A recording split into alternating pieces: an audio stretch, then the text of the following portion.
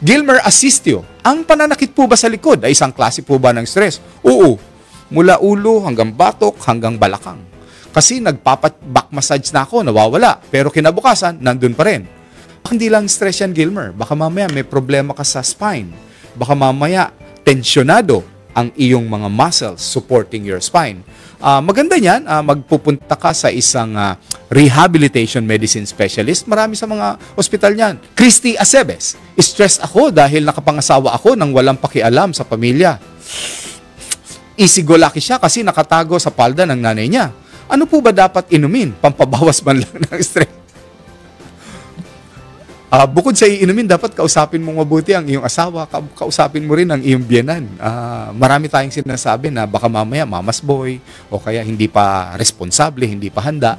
Pero usually kapag nakita nung ama o ng ina na may anak na sila, eventually we realize na dapat maging responsable tayo. Kung wala namang masamang bisyo ang iyong asawa, malamang magbabago rin siya. Ipagdasal mo siya. Another question po pumasok dito. Kapag halimbawa na damage na raw ba ang puso, pwede pa bang i-repair ang kanyang puso? Maaari pa po. Related po yan doon sa ating sinasabi kanina, natsu bate. When you say natsu bate, nanggaling yun sa word na natsu init at yung batero pagod. Kapag sobrang pagod po tayo, wag na wag po tayong biglang iinom ng deyelong malamig na inumin. Dahil biglang magsasarado ang ating mga ugat. At nakita nila, yung natsubate ay isa pang dahilan ng atake sa puso sa Japan. May tanong po, no? Bakit alam ko daw sagutin ang lahat ng katanungan?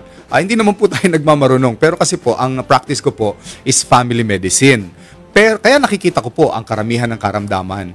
Ngayon, nire-refer ko sila sa isang espesyalista kung kinakailangan. Ngunit ako po kasi ay nag-extra training, specialty training pagdating po sa natural and wellness medicine. So, nakakapag-abroad po tayo at natututunan natin ang ibang approaches bukod sa mga synthetic medicine. And I've been practicing that for more than 25 years.